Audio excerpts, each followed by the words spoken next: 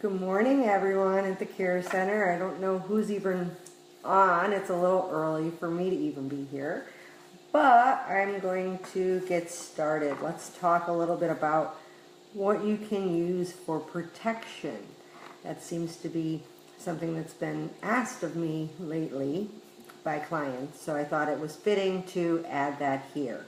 So, some things that you can do for protection. So I'm going to go through some probably more common things that you've heard of, and then we can talk about some methods in the Hoodoo tradition. All right, so in the Celtic tradition, we have seen rowan branches being made in a cross, okay, either a cross or a T, and hung over the door. A lot of these are things that you put over your door. So rowan in a cross. And the reason why we would want to use a cross is because the cross or a X or a T sort of directs energy in all different ways, in all the four directions. So that's why rowan branches would be over your door in that way. Certainly there are things like a witch's jar, which I believe Aaliyah was doing a workshop on witches' protection jars. And the common horseshoe over the door. Horseshoe over the door, very good for protection, protecting your house. A bagua mirror is something that you can put over your door. That is in Feng Shui and is said to bring in the good luck and provide protection, keeping out evil. Wind chimes. Wind chimes, hi Charity, wind chimes hung outside of your door or over your door, but typically outside of your door. Use sound energy to kind of dissipate anything negative and in that way protect you, in the positive, okay? It is afternoon, but I'm like, good morning. So, and I have one of these. This is a Nazar. It's that evil eye stone. I have one. I can't find it. And you see it. It's blue most often. I think I might have gotten rid of it. And if you hang that over your door, that's often seen in Mediterranean cultures, where it kind of deflects that evil eye, deflects that negativity from coming at you. So that's another protection measure. Interestingly, hanging arrowheads over your door is said to prevent thieves from entering, prevent burglaries. So arrowheads over your door. Also a rosemary wreath. Rosemary is very protective, so making a wreath of rosemary, yes, exactly, excellent for protection. I have one. I don't know where it is because it's clearly not where it's supposed to be over the door. So this symbol, the hamsa, which I have on a chain that is tangled now, if you hang that over your door, or it's good as a chain. A lot of people wear them as necklaces. So this is a symbol for protection. And certainly in my tradition, the good old chicken foot hanging over your door in your car is said to prevent people from doing you harm or stealing from you. And the theory behind this is, you see that it still has the nails on it. It kind of, chickens will scratch away at anything, so it's scratching away at any of that comes at you, okay? So those are a few different things, and certainly you can also hang over your door this garlic. Hanging garlic over your door. What does that do? We all know that garlic is going to protect us against vampires, right? So, hanging garlic over your door. Hanging fennel over your door. Hi, Kathleen. Hanging fennel over your door is also protective. The same with dill. If you have sprigs of dill, hanging that over your door is going to be protective. Another thing that's protective is if you create something with cinnamon sticks. So cinnamon sticks were widely used in Egyptian culture in the ancient days as a protection symbol, and then it went on to be used by the Chinese as a, hi Christy, as a purifier hanging over the doors to purify, you know, in their holy places. So, cinnamon sticks. All right. Now, on to some more kind of hoodoo-y things that you can do for protection. I don't want to spill my coffee here. All-time favorite, Florida water. Now, this is a little bit different because the other things that I talked about are things that you hang over your door primarily. You have to do, you know what I have is condoms. Absolutely. Those are good protections. Though it never helped me since I have 5 kids. I can't even share this video now. Thanks a lot, Crystal. So, Florida water. Always a good protector, and there's so many ways you can use this. This is the one you want to buy. It's pretty much the only one. You can make your own. There are recipes out there where you can make your own, but it's cheap enough to purchase it. You can buy it off Amazon or whatever in the case. So what you want to do with this is you can certainly, if you're going to wash your floors, okay, you would want to put some of this in the floor wash water, because in hoodoo floors, what happens is when you're walking outside, they do a lot of foot track. There's a lot of foot track kind of spells. Hi, Stephanie. That can be used against you. So what you want to do is make sure your floors are clean, because you don't want to drag any of that crap, that negativity or anything back into your house. So floor washing is kind of important. So adding Florida water to your floor wash with whatever you use. Sea salt is also very protective. You can use sea salt. You can add sea salt into your floor wash. You can also sprinkle it around. And the same with this, what you can do is put it in a spritzer, a spray bottle, and spritz it around, okay? It's going to get in the air also. I think in another video I did talk about using this to cleanse your space, really, so to cleanse your air. But it's also good for protection, Florida water. Now what you can also add into that floor wash, there's a few other things. This is red brick dust, and red brick dust can be added.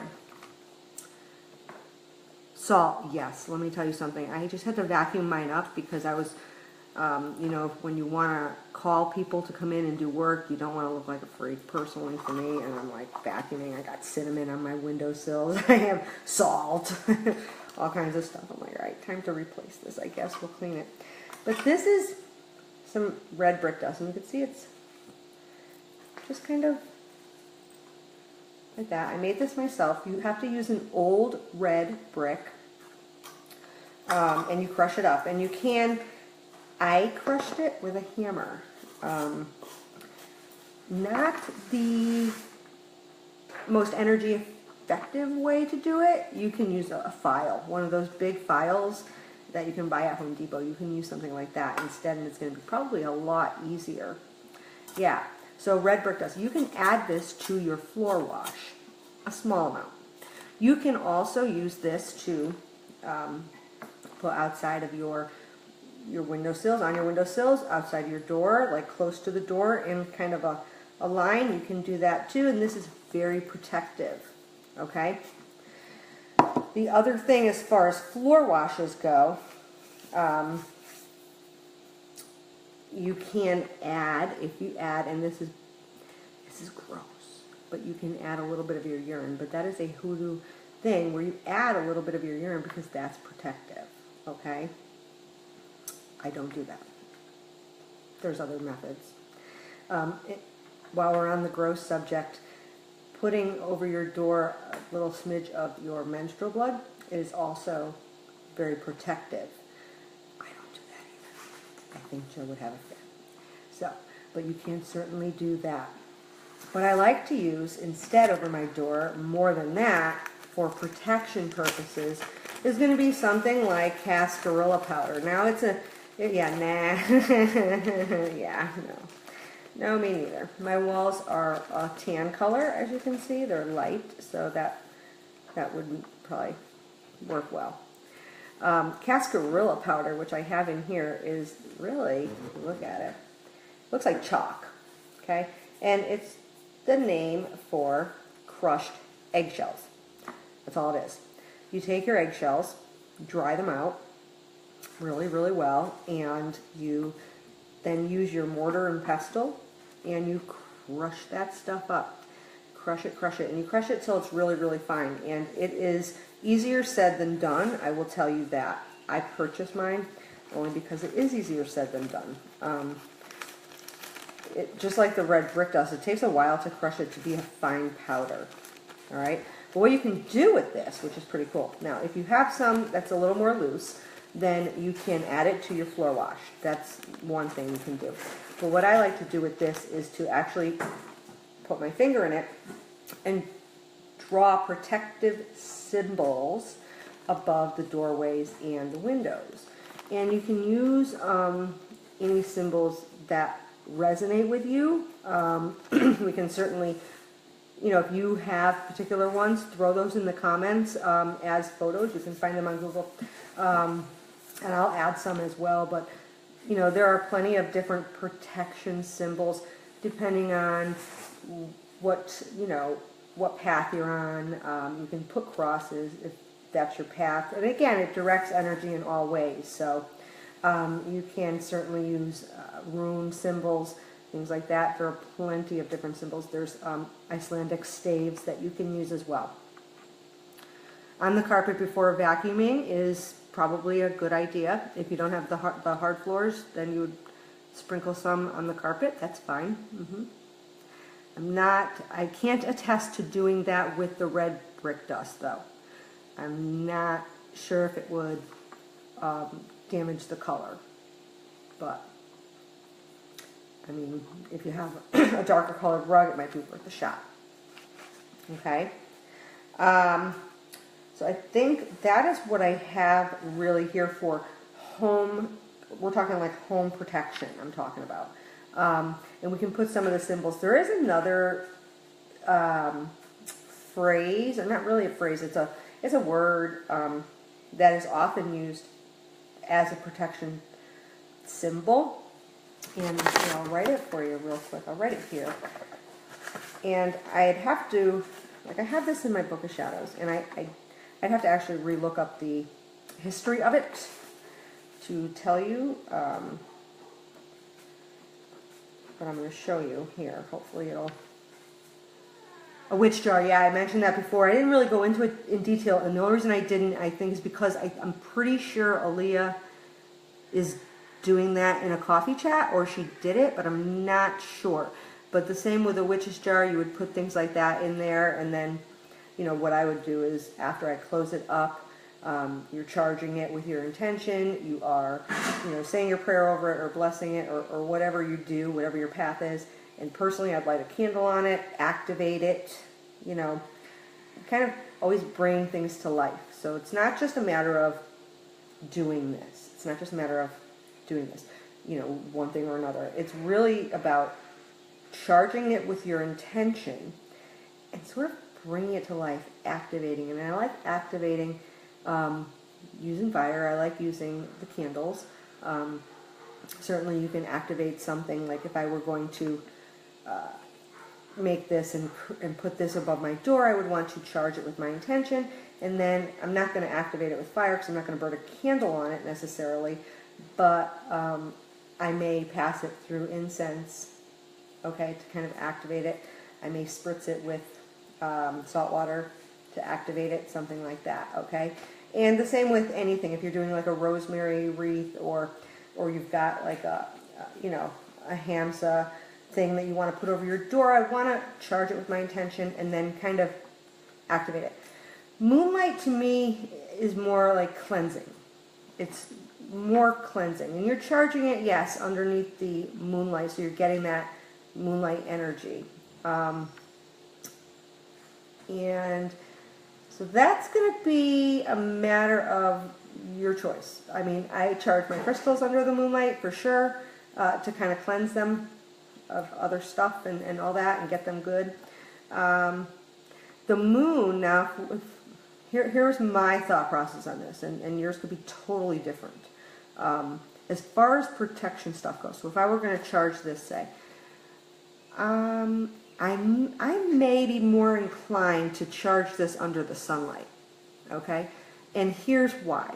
Because the purpose for me would be Yeah. So the purpose for me for this would be protection. And like when you're doing tarot, the moon card is often a card that speaks of like illusion or deception. So like when we are outside, so say we're outside at night with the moonlight, things may not appear as they truly are, right? A lot of times if you're walking at night, oh my gosh, you might see this, or the shadow appears and things. So there's an element of illusion, okay, going on. There's an element of maybe not seeing things as they truly are. So that is to me a card that speaks of some sort of deception going on, whether it's intentional, mean, or not. It's, there's the illusionary aspect. Whereas the sun card, when you're out in the sunshine, things are as they are, right? You see things as they are. You can see things more clearly. If you went to that same spot in the daytime when the sun is shining, well, you have a whole different perspective, You can see things as they truly are.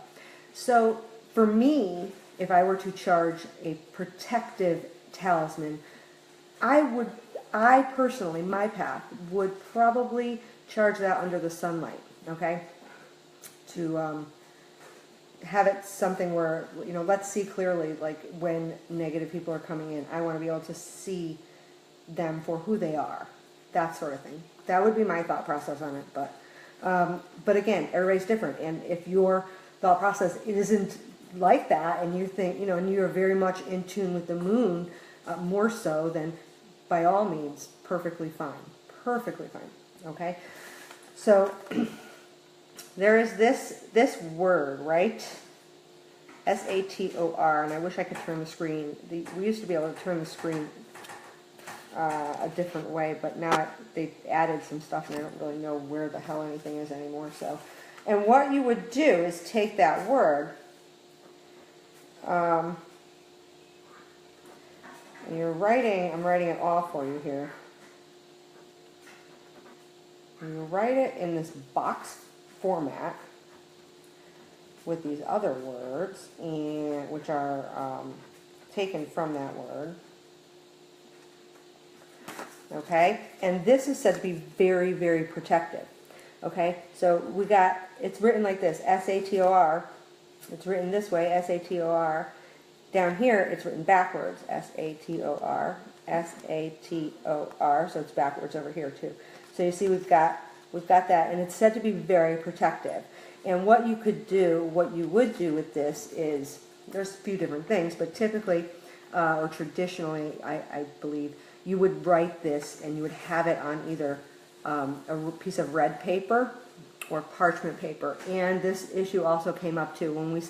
Whenever you hear me say parchment paper, I'm not talking about that stuff that you use in cooking. That is also parchment paper. I'm talking about that fancy paper that those of us who existed prior to computers used to type their resumes on, right? We used to get an actual typewriter and have to type our resume, and we used the fancy paper, a little bit thicker, a little bit nicer. That's the kind I'm talking about. Not the parchment paper that you buy at the grocery store, which I never really had until just recently. So, okay. So, I will put this in the comments as well, in case anybody's interested in using that method. And what I would do is hang it over my door, or I would take my cascarilla powder and write that over my main doors, probably, in that block format. So, those are some protection measures. I'm curious what other measures. There is a specific order. Yes, and that's why I'll write it. I'll type it all out, or I'll get an infograph thing from online and put it in the comments. All right, there is a specific order. It has to be just like this. And I should have looked it up, but I didn't. There is like a whole. There's stuff on this. There's like information. I'm not even giving you any of it because I don't remember any of it. Because I'm getting older. So, I want to hear what your protection measures are, because there's so many. I mean, even when I was going through my stuff as well as going through online, there's so many different things or talismans or whatever that you can use as protective measures. And a lot of it's going to depend on your heritage, your path, your culture, any of that, okay? There's so many. So I want to hear what you use. If you put something over your door, or if you use different floor washes, or if you just, sage, anything that you do to do protection. Oh, another really good one is using railroad thingies, railroad ties, I think they're called. Pentagram, very protective. That's a lot. Good idea. Kirsty's got a great idea using the clear nail polish and putting it right on the windows. That is an excellent idea. And you can do that with whatever symbol resonates with you too. That's an excellent idea. I should try that. But pentagrams are very protective, and that's mainly sea salt. Excellent. Yeah. So maybe try some of these if, just good protection. Oh, I say tire iron, but they're railroad ties. They're railroad spikes. Okay? And you get them and you have them certainly charged and blessed and, prayed over, or however you do it, whatever your path is. And those go in the four corners of your yard, okay, to protect your whole yard, all right? That's also very common. And for those of you like me, if they're iron there, that should keep the fairies at bay. So, because they don't care for iron, all right? So, and now if you want them to come in, then you may not want to choose that method, okay? Because they don't like iron. So guess what I got out there? Iron. Yeah. Because they can just go. They can just stay away from me. So, so also, that's all I have for protection.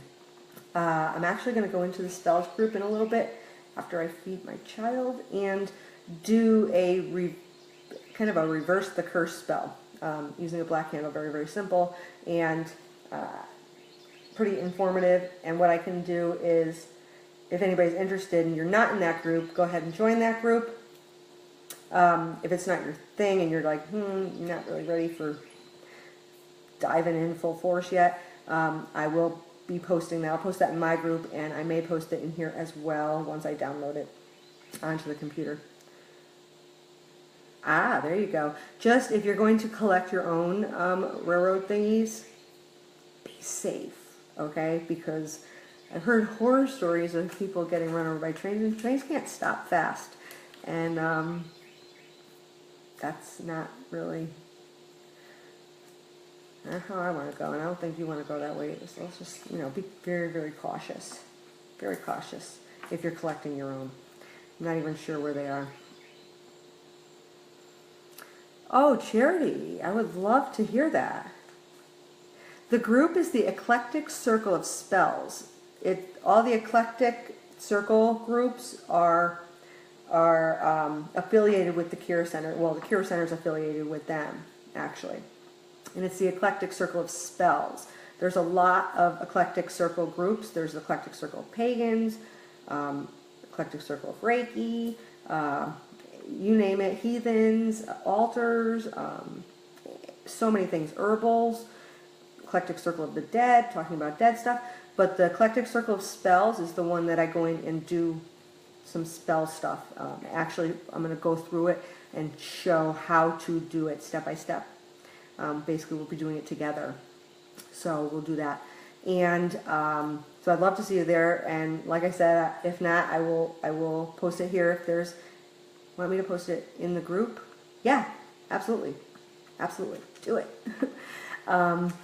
Also, if you're interested in stuff like this, if this stuff interests you and you're kind of getting your feet wet, particularly, I know that Morgan, who is one of our new tutors, is going to be offering, or she is offering, I think it's up already, like a Witchcraft 101 course, which is really kind of cool, okay? I know years ago I took 101 and 102 in person at a place, and you get a lot of the basics. You get a lot of the basics. So if you're interested in that, then I encourage anybody who's kind of getting their feet wet and wanting to know, is this for me, and how do I make this work, and all that stuff, to kind of take that. It does give you the basics, and that's what, some things will resonate, some things may not. Okay? I know when I took mine, we kind of got a... Stephanie, I think you are in it, but if you're not, yeah, do it. We'll post the link, absolutely. If you're, kind of unsure, it's a good basis. It's a good basis. So the other thing, because I'm not going to be on tomorrow, but Thursday at 2 o'clock, if you can make it, I have the pressure points in your ear for pain, all right? And we're going to do that in the Zoom classroom. But because it's free, I'm also going to, once it's over, I'll post it in the group, okay? So if you can't make it, you'll at least be able to see the replay. But I would really love for people to make it. And this way you can ask questions, number one. And the other reason is because so I'm not talking to myself. Because that's just weird. Okay, and then on Friday, I can remember what day it is, on Friday at 2 o'clock, for $6 is the altars workshop. And that's where we're going to go over different types of altars. This is really good information, and I'm going to tell you, this is not information that I ever even got during taking two, mind you, witchcraft classes, okay? In person, 10 weeks long each. Did not get this kind of information. I mean, I got very little, and I know this because when I was writing this course, I'm going back to my own notes from those classes, and I'm like, crap, I don't really have squat. Where did I learn all this stuff? So let me, I tried to put it all together so that when you are, number one, you'll know what kind of thing is going to work for you. What kind of altar do you want, and what are you putting on there, and why are you putting it on there? Okay, because that's the big thing. Why am I even putting that on there? But the other thing is I think mainly one of the things you'll get out of it is some validation, where you're going to have this knowledge of what other altars may look like, that you may come across, people on Facebook, people that you may know, whatever, that have different types of altars, and, where these may come from. Different traditions do it a little bit differently, right? Oh, that's okay. So for that, I mean, it's a lot of information. It is a pretty good amount of information. I think many of you have taken my class know I tried to give you more information than you bargained for, because that's what I would want. Yeah, so that's kind of what we're going to go over, Steph, is all of that. Like, where am I putting this altar? What direction should it face? Like, where should it be in my house? What about an altar for this, an altar for that? There's several different kinds. So, this is going to give you a really good understanding of that. Okay? And, of course, we've got also, I think on Friday is the new moon ritual, which is a free event. I have my list somewhere. I don't remember. Oh, shoot, lost it. So the new moon is upon us. So a new moon ritual, that's what I like. I like the new moon. And then crystal grids, I think, because I lost my list, so I can't tell. I think that's someday this week. I know it's someday this week. I just don't remember when, because I lost my list. So making crystal grids, okay? So that's a pretty cool workshop. Alrighty, and if you have any questions about any of that, okay, if you have any questions about any of that, post in the comments below or send me a message. I don't bite. And, we'll get those answers for you. I'm going to post this stuff, and I want to hear other things that you do for protection. And if you have pictures of them, like if you have things hanging over your door that are protective measures, snap a picture and share that if you like. Okay? I will see everybody later. Have a good rest of the day. Bye.